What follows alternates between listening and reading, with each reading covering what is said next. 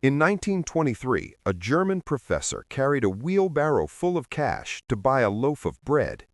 The cash wasn't stolen, it wasn't counterfeit, it was his life savings. In 2001, an Argentinian engineer watched his bank account freeze overnight. The government called it a temporary measure. It lasted years. In 2008, an American homeowner watched their $400,000 house become worth $180,000 in 6 months. 3 different countries, 3 different decades, 3 different collapses. And in every single one, the middle class lost everything. Not less, not reduced, worthless. The people who lost everything had one thing in common. They weren't reckless, they weren't ignorant, they weren't poor. They did everything right, and it still wasn't enough, because they were holding the same 7 things that become worthless in every collapse, in every country, in every decade. Right now, in 2026, most of the middle class is still holding all 7.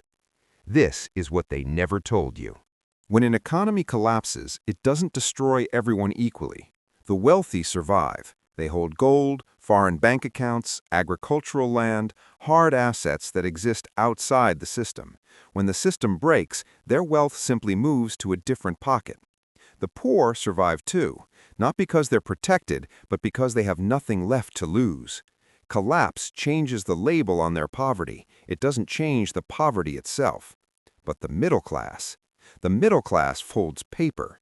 Savings accounts, retirement funds, pension promises, property equity, stock portfolios, business goodwill built over decades.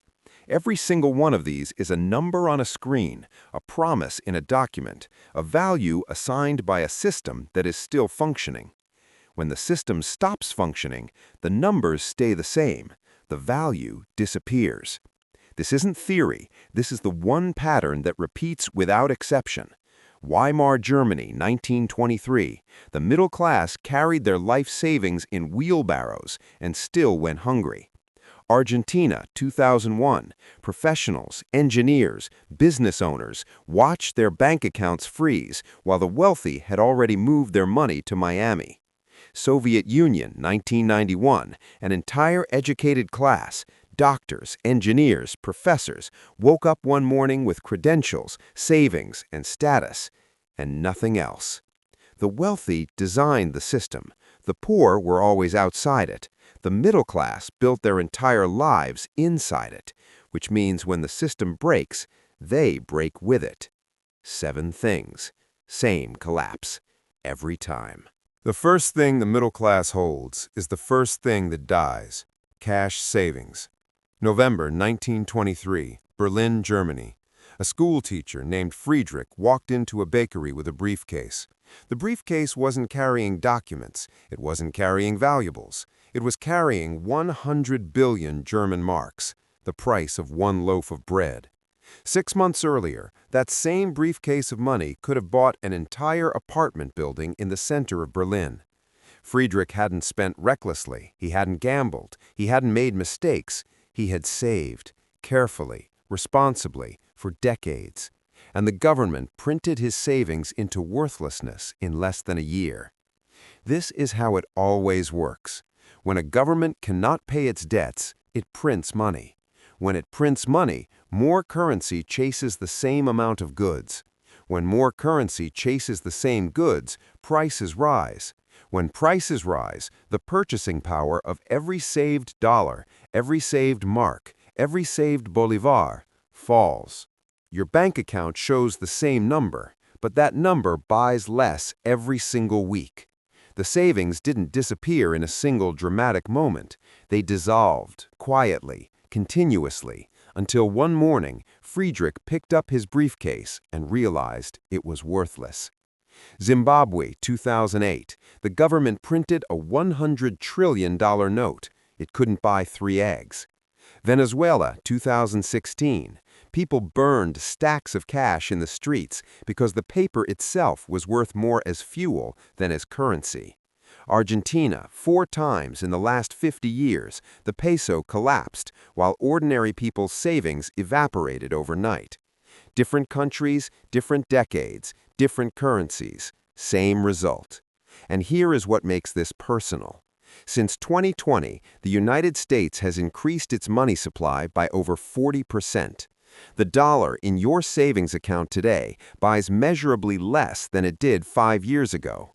Not because you spent it, because they printed around it. The middle class was told, save your money. History says something different. Saving your money in a collapsing currency isn't safety, it's slow surrender. The second thing the middle class holds is the one they were most certain about: retirement. October 2008, Buenos Aires, Argentina. A woman named Elena had spent 35 years working as a government accountant. Every month, a portion of her salary went into her private pension fund. She hadn't touched it, hadn't borrowed against it, hadn't made a single withdrawal. She had done exactly what she was told: save for retirement, be patient, trust the system. Then one Tuesday morning, the Argentine government announced a new policy: all private pension funds nationalized immediately, overnight. Elena didn't receive a warning. She didn't receive compensation. She received a government promise that someday, somehow, they would pay her back. They never did. This is what people forget about retirement accounts. They are not assets, they are promises. A pension is a document that says, give us your money now, and we will return it to you later. It works perfectly as long as the entity making the promise still exists, as long as they still have the money, as long as the system is still functioning. Remove any one of those three conditions, and the promise becomes paper. Greece, 2010. The government didn't nationalize pensions, they simply reduced them by 40%, by 50%, by 60%. Retirees who had calculated their entire future around a guaranteed monthly number watched that number get cut in half by a vote in Parliament in a single afternoon. Men and women who had worked their entire lives went back to work at 70, at 75, doing whatever they could find because the promise was broken and no one was held accountable. Detroit, 2013. The city declared bankruptcy. City workers, firefighters, teachers, sanitation workers were told their pension would be reduced, not eliminated, reduced to 90 cents on every dollar they were owed. Some lost more. They had no recourse, no appeal, no alternative. The contract existed, the promise existed, the money did not. And the stock market makes it worse. A 401k is not a pension, it's a personal account tied directly to market performance. When the market falls 40%, your retirement falls 40%. There is no floor, no guarantee, no protection. The number you spent decades building can be cut in half before you finish your morning coffee. Here is the question no one asks until it's too late. Who is holding your retirement promise? A government that can print money or run out of it, a corporation that can go bankrupt, a stock market that can collapse. You spent 40 years contributing. History has one consistent answer for what happens next. Governments break promises before they break anything else, and retirement promises are always the first to go. The third thing the middle class holds is the one they were most proud of: property. A house, a home, something real, something physical, something they could touch, something no one could take away. That's what they believed. 1991, Tokyo, Japan, the most expensive real estate market on earth. Japanese families had spent generations saving just to afford a small apartment in the city. Property values had climbed for 40 consecutive years. Every expert said the same thing: real estate in Tokyo only goes up. Then the bubble burst. Tokyo property values fell 80%. Not 8%, not 18%, 80%. A family who had bought their home at peak now owed more on their mortgage than their house would ever be worth again. Some waited for the recovery. They are still waiting. Tokyo real estate has never returned to its 1991 peak, 33 years later. Detroit, Michigan, once the wealthiest city in America, the beating heart of the most powerful economy the world had ever seen. In the 1950s, a factory worker in Detroit could buy a house, raise a family, send his children to college, and retire comfortably, all on a single income. Those houses sold for $40,000, $80,000, $120,000. Then the factories closed. Then the jobs left. Then the people left. Then the value left. Today, you can buy an entire house in Detroit for $1. Not a deposit, not a down payment, $1. The house didn't change, the neighborhood didn't change, the economy around it collapsed, and the property became worthless overnight. Las Vegas, Miami, Phoenix, 2008. Property values fell 50%, 60%, 70% in less than 2 years. Homeowners who had borrowed against their equity now had negative equity. They owed more than the house was worth. They couldn't sell. They couldn't refinance. They were trapped inside their greatest asset, which had become their greatest liability. This is what no one tells you about real estate. Property doesn't have permanent value. It has borrowed value from the economy around it, from the jobs near it, from the people who want to live there. Remove the economy, and the value disappears with it. Agricultural land survives collapse because people will always need to eat. A debt-free small property survives collapse because it costs nothing to hold. But an overvalued urban property, mortgaged to the limit in a city dependent on a single industry, that's not an asset. That's a trap with a beautiful kitchen. The fourth thing the middle class holds is the one they sacrifice the most to get: a degree, a credential, a piece of paper that was supposed to change everything. 1991, Moscow, Russia. The Soviet Union was collapsing. Dr. Alexei Petrov had spent 12 years becoming an aerospace engineer, top of his class, published research, a career built inside one of the most sophisticated scientific institutions on Earth. Then the institution disappeared, not slowly, not gradually, overnight. The government that funded it, gone. The system that needed his expertise, gone. The salary, the title, the career path, gone. Dr. Petrov spent the next 3 years selling second-hand books outside a Moscow metro station. Not because he wasn't brilliant, because brilliance requires a functioning system to reward it. Argentina, 2001. Lawyers who couldn't find clients, accountants whose firms had closed, marketing professionals with no companies left to market, white-collar workers, educated, credentialed, experienced, driving taxis, washing dishes, leaving the country entirely. Their degrees hadn't lost their ink, but the economy that gave those degrees meaning had stopped functioning. Greece, 2010. Youth unemployment hit 50%. Not 5%, not 15%, 50%. A generation that had done everything correctly, studied hard, graduated, followed the plan, found themselves standing in line at government offices, degrees in hand, no jobs to show them to. This is what a degree actually is. It is not knowledge, it is not skill, it is an entry ticket to a specific system. A law degree means something when courts are functioning. A finance degree means something when banks are operating. A marketing degree means something when businesses have money to spend. Remove the system, and the ticket has no door to open. In a collapse, the people who survive are not the most credentialed, they are the most useful. The farmer who grows food, the mechanic who fixes engines, the doctor who can work without equipment, the carpenter who can build without supply chains. Practical skills feed families, credentials feed resumes, and in a collapse, no one is reading resumes. The fifth thing the middle class holds is the one that feels the most sophisticated, the most modern, the most intelligent: a stock portfolio. 1999, Dallas, Texas. A man named Raymond Kowalski invested his 21 years of savings into the exciting companies. Not Apple, not Microsoft, Pets.com, WorldCom, Enron, the ones financial magazines were celebrating on their front covers. For 18 months, the numbers grew. Raymond felt for the first time in his life like the wealthy. Then came 2000. WorldCom, the largest bankruptcy in American history. Enron, whose executives knew it was collapsing while Raymond was still buying. Pets.com, from IPO to liquidation in 268 days.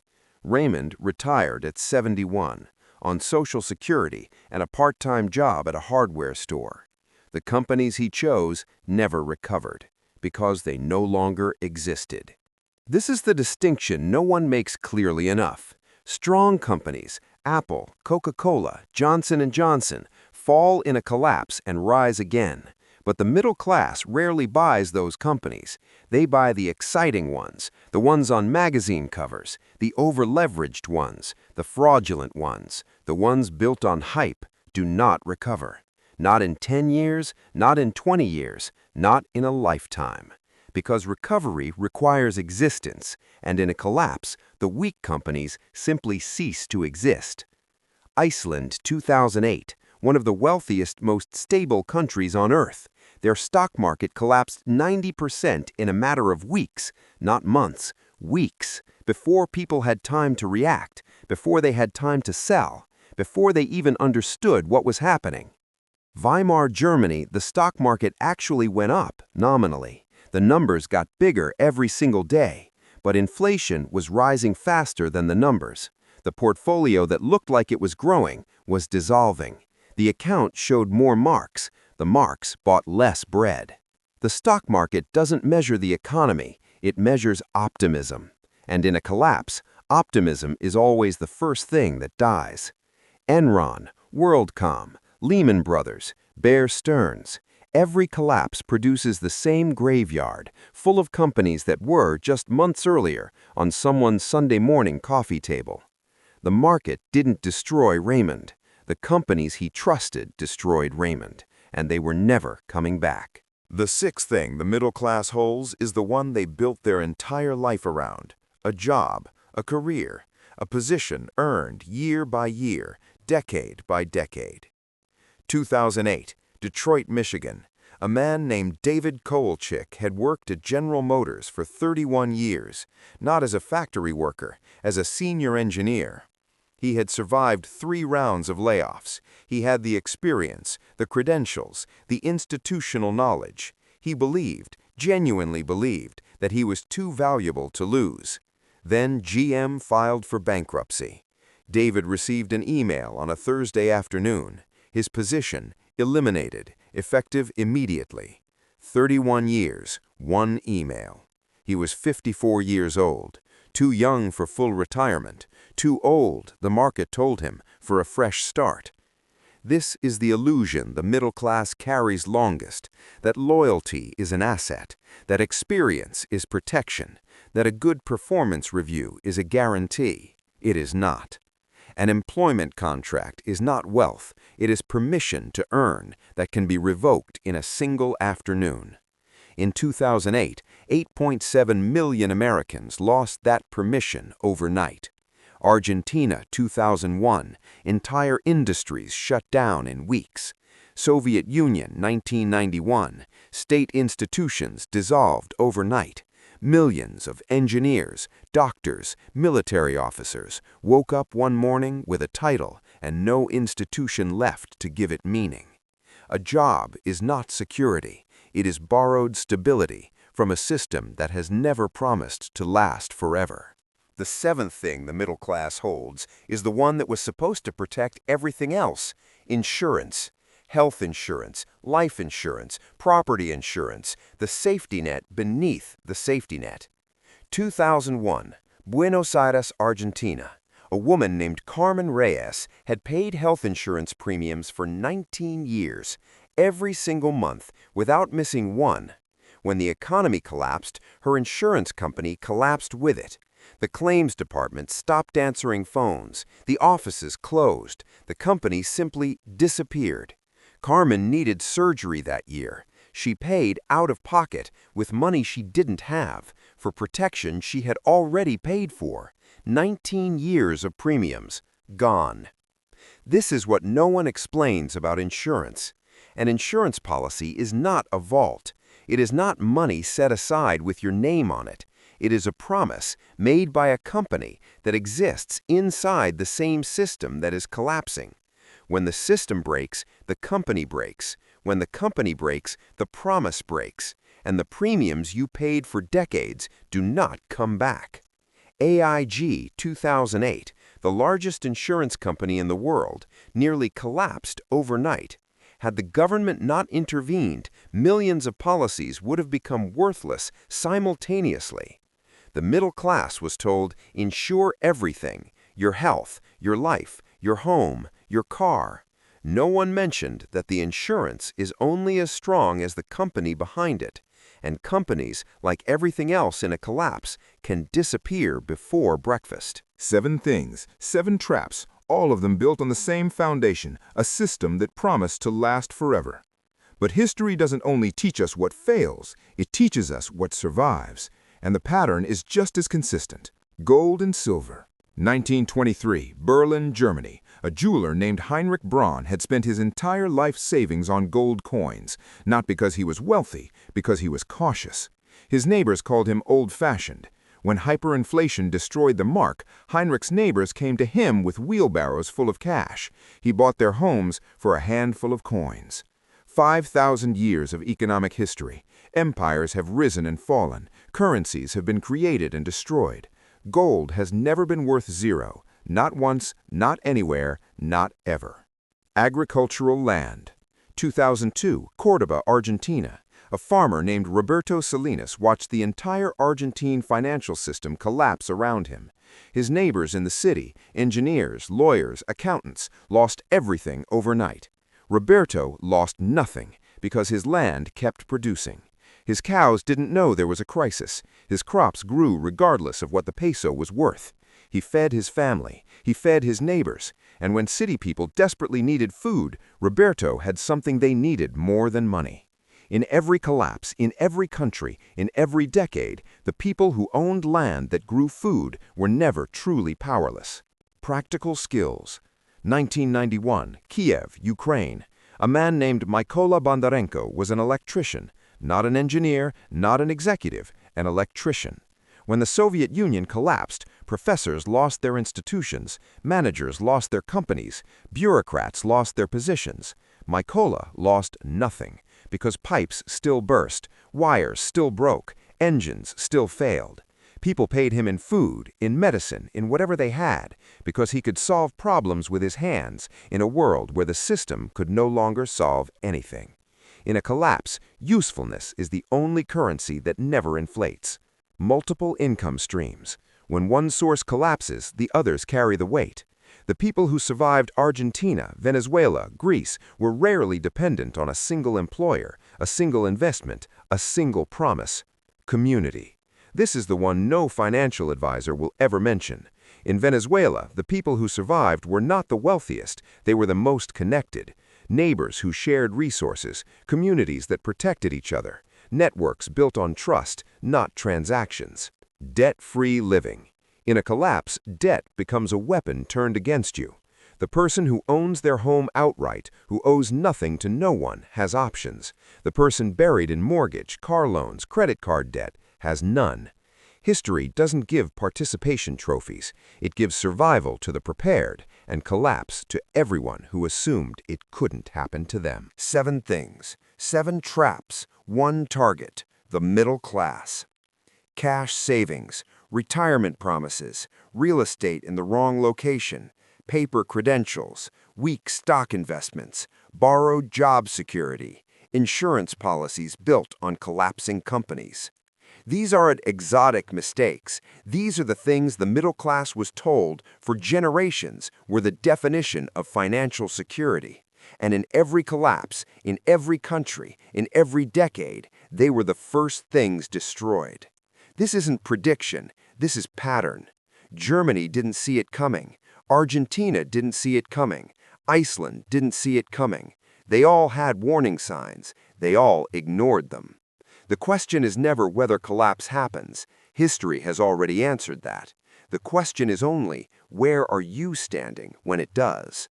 If this pattern concerns you, and it should, watch this next. The 7 stages of empire collapse, why America is at stage 6. The link is in the pinned comments below.